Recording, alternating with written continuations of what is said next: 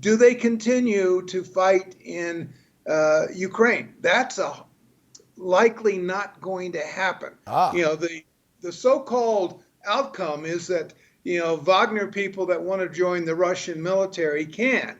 And of course, Pagozin's going to be in exile and he's not going to do anything. Of course, that's not really what the truth is.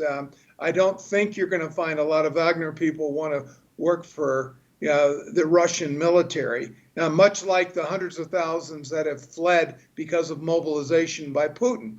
And so you have all of this coming to effect that, Putin is significantly weakened by this.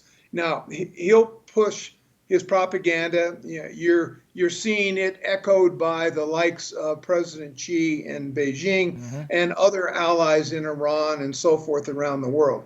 But I do believe there are opportunities here for the Ukrainians, obviously, not just in terms of propaganda, but for the perception that morale is going to be pretty low amongst the Russian troops in the Donbass and the Crimea and so forth.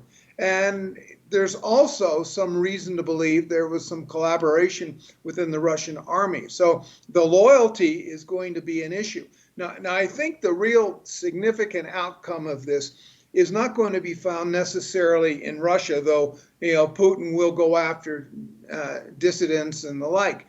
What you're going to find, though, in Beijing, that President Xi is going to lock down hard on his security, and he's going to demand and enforce through a variety of mechanisms the compliance of the military because he needs the military's total allegiance to what he intends to mm. do, not just in Taiwan, but elsewhere. And he's looking carefully at how Putin responds to this crisis.